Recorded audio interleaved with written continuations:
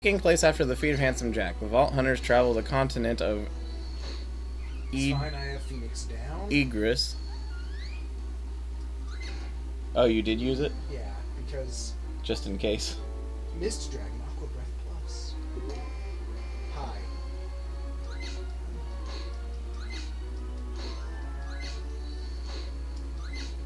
Slap fight! Basically. Ow! Man, this is like Trap City here. You just have to do that thing. If you just wave your foot, it'll show any traps. Is that a hunger trap? Probably. If it's a piece of food, it always seems to be a hunger trap nowadays. Seems they don't put items on traps. Maybe iffy greens. What's the other way? No, there's a book. You didn't check. No, it's fine. It's fine! It could have not been fine. Hello. So there's a trap room and a monster room all in the same area. Really? Yes. And an item and just all the things.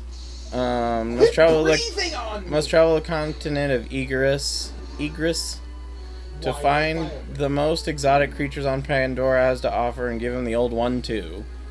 They also have to deal with the fanatical cult of Jack worshippers. Theme sets: 3 new headed skin sets, Madness, Supremacy, Dominion, Domination. I'm escaping. Because I got some good stuff. time to run away. Increases the level cap to 11 by 11 levels from 50 to 61 and adds the Pearlescent tier and access to Ultimate Vault Hunter mode. The second new game plus is accessible after completing True Vault Hunter mode, despite not being one of the 4 campaign DLCs. Yeah, it's just like make it so you can't win anymore Basically, the game. it's super weak. Mm-hmm. Because everything is always skronker than you. Especially in the hit points department. Yes. Everything just takes forever to kill and it's not fun. Adds a Psycho DLC. Tiny Tina's Assault on Dragon Keep. The DLC focuses on Tiny Tina DMing a tabletop RPG titled Bunkers and Badasses. That was still pretty damn good. It was really good. It's probably the most emotionally impactful one too, even if only a little bit and at the very, very end. With Brick, Lilith, and Mordecai as players, and the Vault Hunters. Yep, I punched the everything.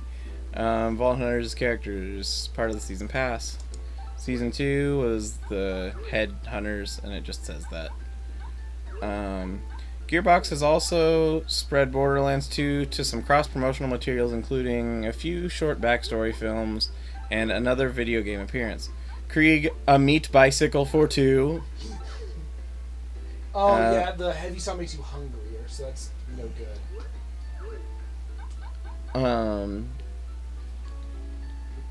A story of how Krieg became a Vault Hunter. Plus 5 to punching, a Bunkers and Badasses prologue. Setting up the events of the Tiny Tina DLC, it tells the story of how Brick and Tina escaped capture from Hyperion with the power of fantasy. And Poker Night 2, a standalone poker game, co-stars Claptrap as one of the player's opponents, and has 4 heads and a skin to unlock for Borderlands 2. I was like Claptrap in that has 4 heads, and I'm like, what? It's fine. This doesn't make any sense. The cosmetic items all stem from the other opponents' universes and are unlocked through the meeting certain requirements. Unlocks reference Portal 2, Sam & Max Freelance Police, Venture Bros, and Evil Dead. Just like Poker Night at the Adventure. It is Poker Night. It's the second one that they made. Except instead of it being TF2 stuff, it's a mix of things. A villain-based interquel set between the first and second games, Borderlands the pre-sequel, was announced on April 9th, 2014 with the requisite 4 new playable classes: Claptrap the Frag Trap, Nisha the Lawbringer, the Sheriff of Lynchwood. Should this be listed in its own place? No, because it's technically tied in. Wilhelm the Enforcer and Athena the Gladiator. Borderlands 2 the pre-sequel was re-released for the DLC, with all DLC included on March 2015 on the Xbox One and PlayStation 4 as part of the Handsome Collection. It also has a shout-out page. This one has so many tropes that it's divided into 3 sections for just this one game. It's a popular game. Alright, so the spoiler part of this, there is a plot that is definitely worth experiencing. If you have not experienced it, definitely go enjoy the game. But I've experienced a bit of it. It's a really good game. He killed a little bit. The plot actually is compelling for a completely bonkers, off-the-wall goofball shooter. Yeah, it made me angry. Yeah, it has 2 to 3 emotional stings that are effective enough that spoiling them can kind of ruin the experience if you haven't played it yet. So if you haven't seen it, go do that. So now we're going to start with tropes, starting with, it says A to C, but it's actually number sign to C. 8.8, in-universe example. In the Campaign of Carnage DLC... What's 8.8? Do you want me to read what everything is from here every single time we have one? Yes. Read every trope ever. Oh. A low rating that's still good that makes people angry. Basic. It is a super short summary. Oh.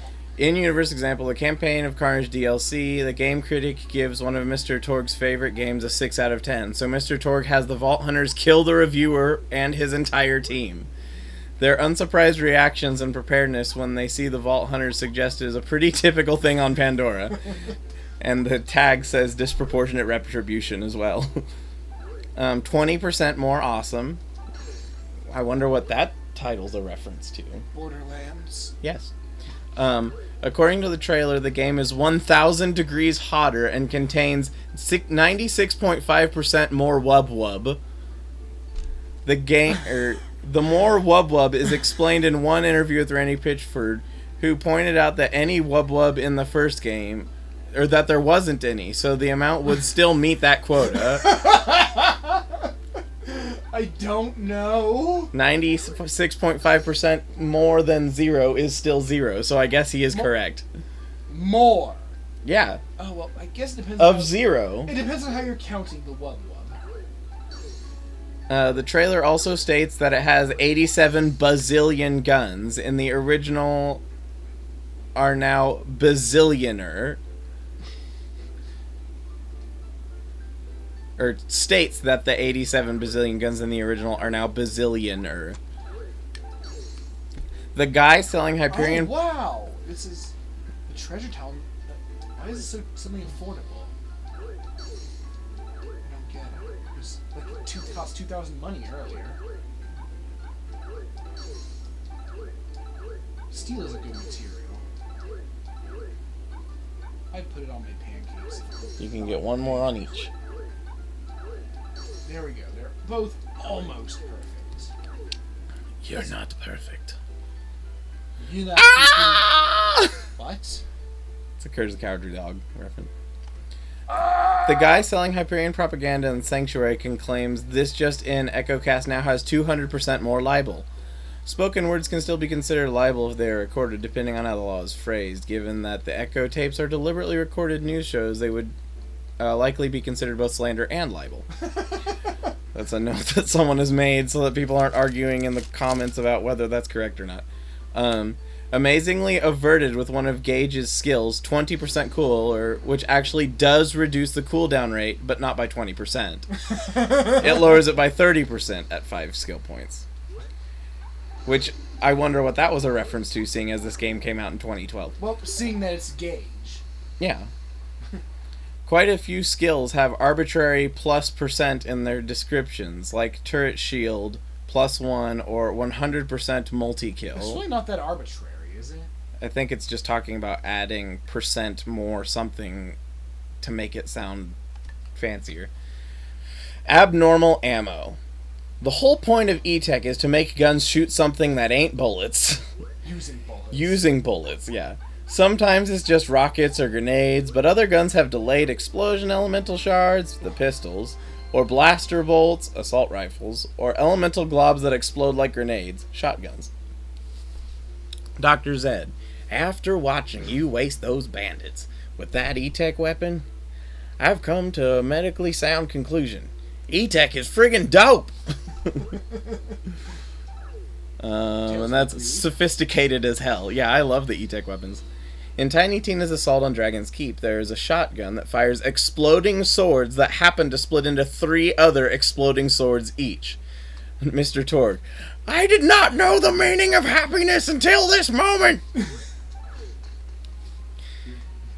The ammunition for elemental weaponry counts as well, especially for corrosive and slag weapons. If you look closely at the animation, most obvious with the bandit machine guns, you appear to be firing bullets actually loaded with corrosive chemicals or slag. Huh.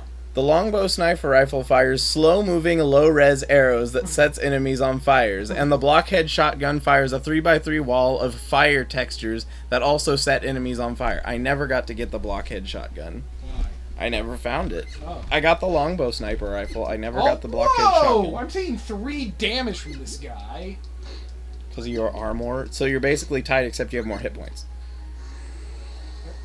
Well, no, he's doing 3 times as much damage as me.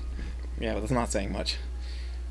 Accent relapse. In Moxie's bar, if you tip her, she will occasionally relate a story of how she used to be part of the Hodunk clan and why she left it. She then starts to slip more into a more redneck-like accent similar to the other Hodunks in the game. Then quickly corrects herself and asks you not to tell anyone about it. Accent upon the wrong syllable. Oh my god, why am I so strong? Oh, this feels weird and good. Accent on the wrong syllable. A Hyperion AI that contacts you for missions pronounces words with odd emphasis. A fine Hyperion armament, for example. Action. Oh, I got Flamelands, but I'm a bird. Okay, so it basically is fire attack. Oh, and it can hit 2 enemies potentially. Nice. Action bomb, suicide psychos, and the cleverly named EXP loaders. Exploders. Yep. Action girl, Gage and Maya. Lilith is 2. Yes, she is. Adam Smith hates your guts. You can generally only sell back items for about 10% of what you have to pay from the vendors. So that gun that you spent $50,000 on will only be worth $5,000 when you sell it, which is made more painful if the next vending machine has an even better upgrade, or you find one from an enemy or chest shortly afterwards. But in the long run, it's completely meaningless. You have all the money in that game. Justified in that Marcus is doing the buying and selling and he lacks competition. He's made sure of that. At least one mission on the original Borderlands was Marcus hiring you to kill a potential competitor. What's it say about Marcus? Corrupt corporate executive. I mean, fair enough.